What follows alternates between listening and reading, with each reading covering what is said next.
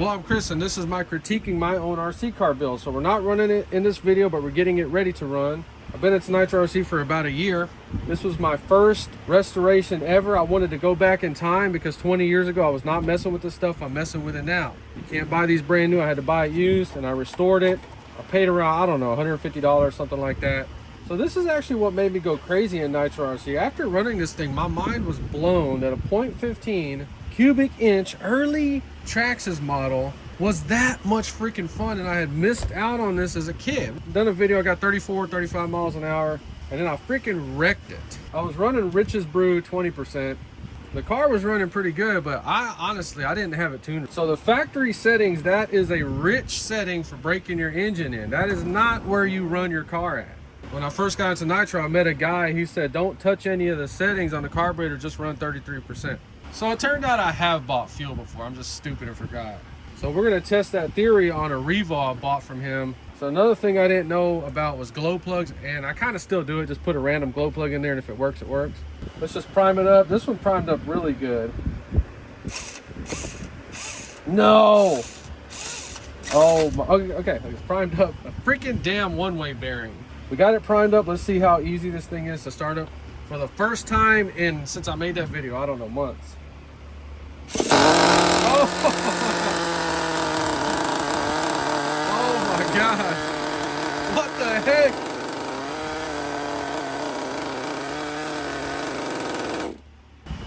Damn, I did not expect it to start up that freaking quick. I mean...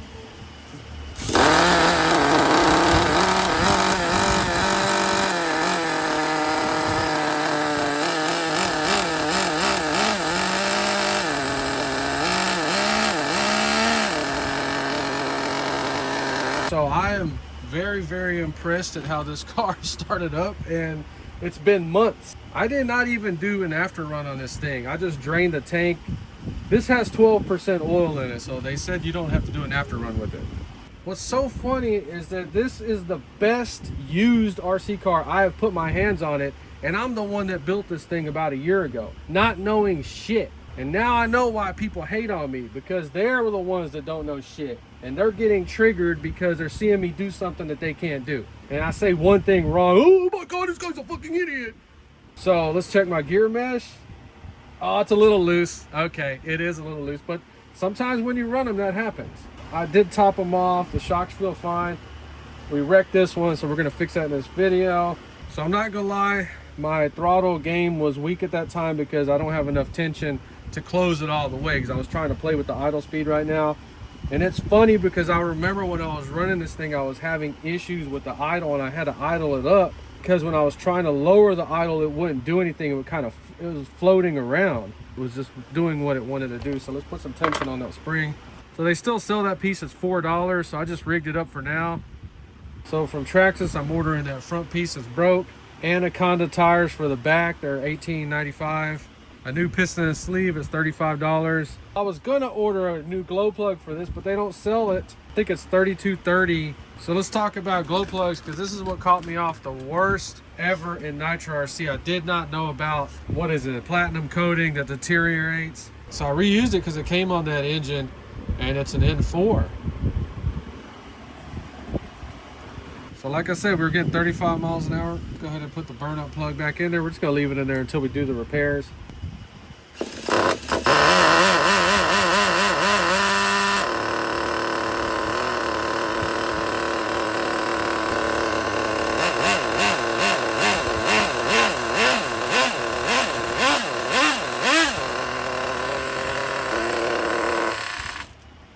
Funny, I put that old glow plug back in there and it does not sound as good as it has with almost every single one of these and this new one right here. So I did have the carburetor off a little bit on the low side. I fixed all the throttle. You can see this thing, it's running really freaking good with that old glow plug in there. Since that was the N4 in there, that tells me they could have been running 25 or 30%, so that's what we're gonna do when we get the parts. We need tires. I can't run it like this. I'm not just gonna put any stupid tires on it. Another thing I found is that on your camber, I did the camber on this wheel, and this camber was screwed up, and this one had like 3 or 4 degrees of negative camber on that wheel, and I had set this one to 0, so I guess I was talking and didn't set that right. So you just get you something flat like that on the ground, and you can check your camber. You don't need a camber gauge. I have one over there. The camber gauge would be like if we were racing and we needed 1 degree perfect increments. This right now we really don't, but I set those about 1 degree negative. And since it being so old, that little arm or spindle piece does have excessive play in it. So I probably will go back and put just maybe like a washer on it. This side is not as bad. This side is pretty bad.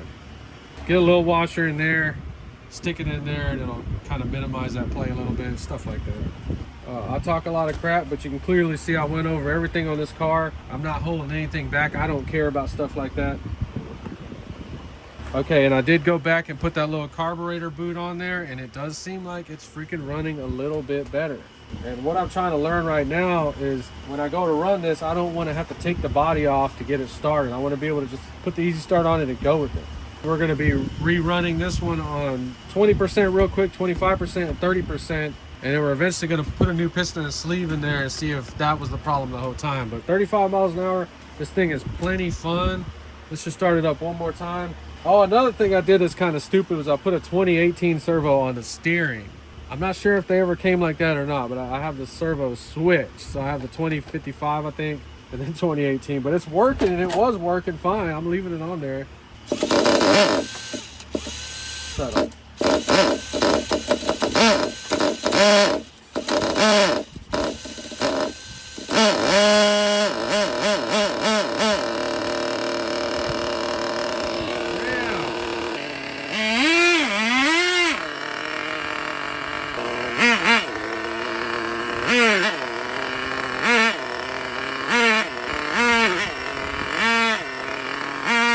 If you notice, it doesn't have that crazy power right off of the throttle, but that could also be because they were running 25 or 30% because it had the N4 plug in there.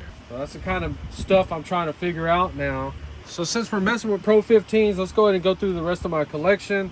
Now keep in mind, these are all restoration projects. When I first got into Nitro, a bunch of these .15 like Nitro Sport type cars were up there, and most of them were under $100. This was probably a $70 or $80 one. It was missing the 2 shocks. I had to buy those $18.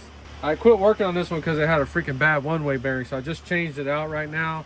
So I just worked on this one for about an hour to get it to run, and let's check it out now. It should start right up.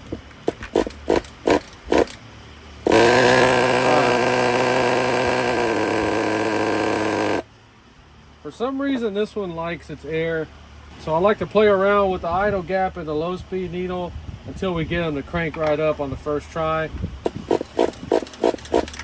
See, we're not there yet. This one's real sensitive.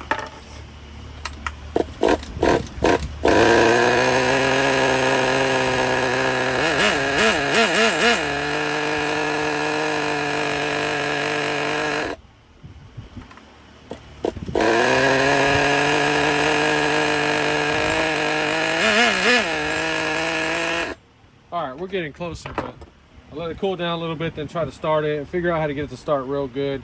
So then I did a video on this one. I had to modify that back post and raise it up a little bit. This is an electric body, and you can see through trial and error I had to move it around, but we did dial it in so that we get to paint the little accent colors on this one, and I have not decided. So you see it looks pretty cool. It's got the retro wheels on it. So this is my Fortec drift car. All right, so this one has a primer bulb on it. I was having issues with it, but I think it started working. Let's go ahead and try to start this one up. So I'm not, oh my God. So I'm not mad because this one had that stupid primer bulb fuel tank. I don't like it. I was gonna change the tank out on this one actually anyway. We're ready to start this. Does this have easy start? Yeah. Oh my God.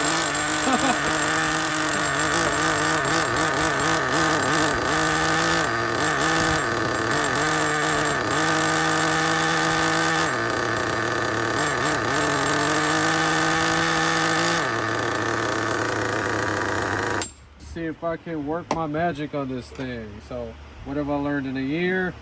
Give us some more air. Let's check our 1, 2, a little over 2.5, so it was extra rich. So we're gonna go ahead and fatten up the low speed just a little bit. These Pro 15s are very sensitive on the low speed.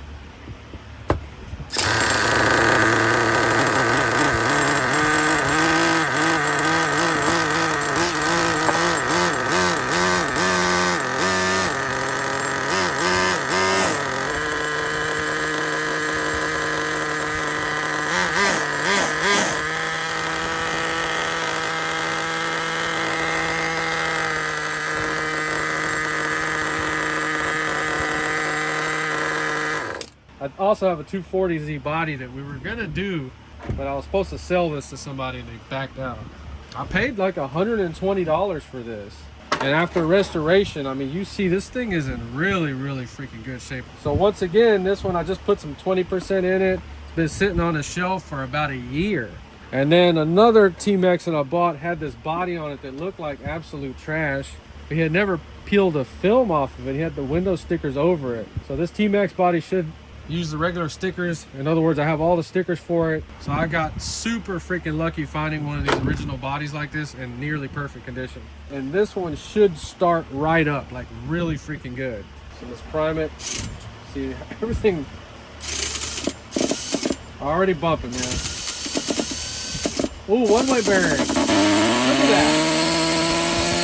Damn.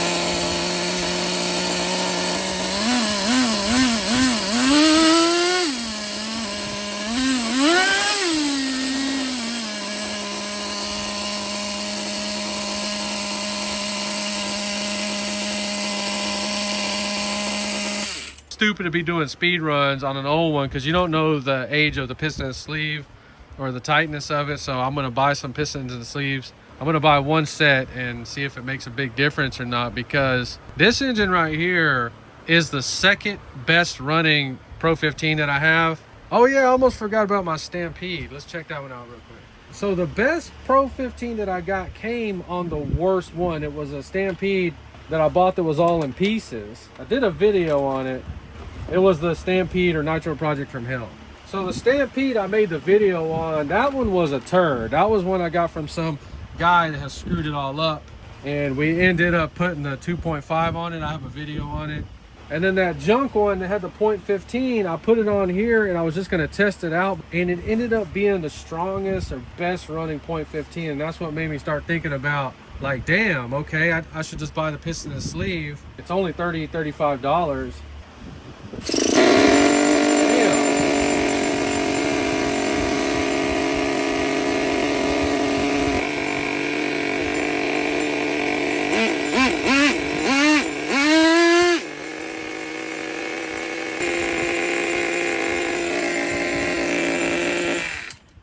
So we're going Pro 15 crazy today, so let's go ahead and try to start this one up and see what happens. This one has no low speed on there, and it's hard to see the idle gap. I was trying to pull that black thing out, I couldn't do it. Might come out, I don't know. I didn't want to screw it up. So I had given up on this one because, I don't know, it just seemed like it was screwed up. So let's pretend a customer brought me this. We have no idea what it can be. I really don't know. I was blaming it on that primer bulb gas tank. You know, that Fortec, we got it to work. And we didn't even have a damn lid on it. Remember, it broke off. Maybe it's flooded. What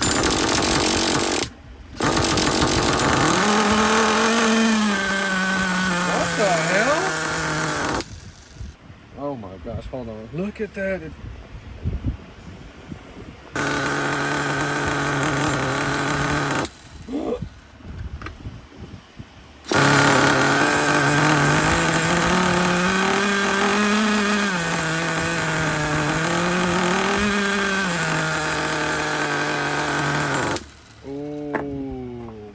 That one looks good. Oh, R4.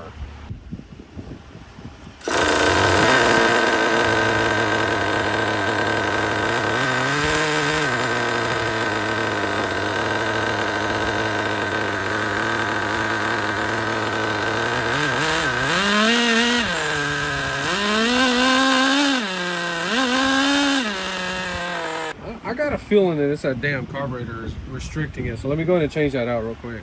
So if you stayed this far in the video, you're about to learn some interesting things. So this one has that weird head on there. It is a Pro 15.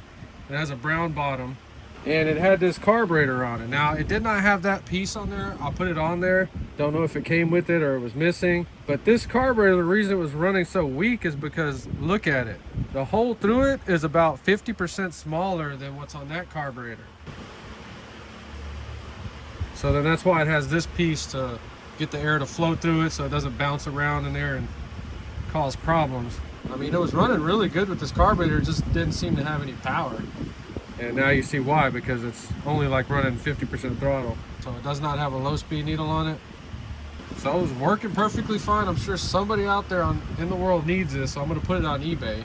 And then putting this carburetor on there completely transformed that Pro 15. So now I know to set the idle gap at about 1 millimeter on these. This thing should start right up.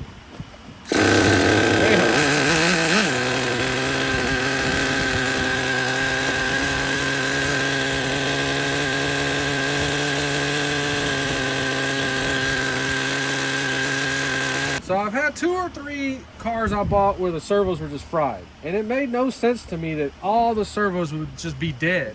And today I found out what happened. So I didn't cook the receiver, but I cooked the servos. Kind of makes me sick to my stomach that just in a split second like that, both of these are trash now.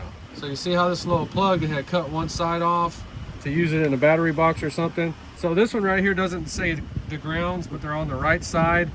And it should be plugged in like that.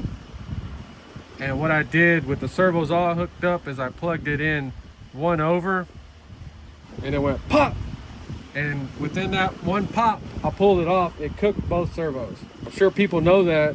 I didn't because I've never done it before. But since this is an older one, it'll cook your servos for you, because I think I did that on a newer one. I plugged it in backwards and it cooked the freaking receiver. But my servos were good. So just to let you know, in case you buy one of these and the servos are just all dead on them.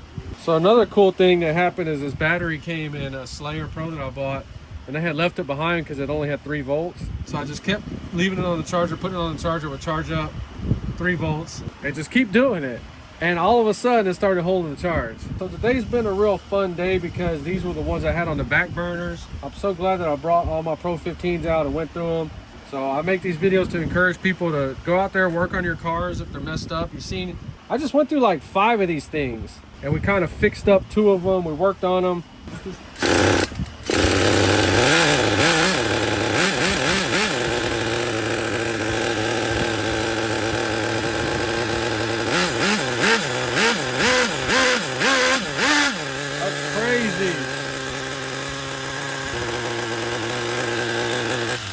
So this was the questionable one.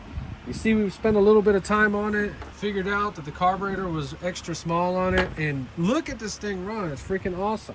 On mine, if I leave this line open, I don't know what happens when it cools down. It'll siphon the freaking fuel all the way out of the tank and drain it. That's what's been happening to me on 2 of these. So I have the pinchy line on there. Look at, oh my God. What the hell is that? Look at that. What is even going on right here? Well, there's your proof, because that was like green fuel. So I guess it was trapped up in here. Look at that stuff. There's the proof right there. You saw that in there this whole time, didn't even know it. And that's why I'm saying that if you're gonna leave the fuel in it, you wanna put the pinchy line on there. And then we also have to prime it with the pinchy line, because if we prime it, it wants to go in there too. So I don't know, it's just my observations, what I'm dealing with. Maybe it's just doing it because it's old, I don't know. Very happy I got all my Pro 15s running today. They all run really good. Figured out what we needed to. If you enjoyed this video, please like and subscribe, and thanks for watching.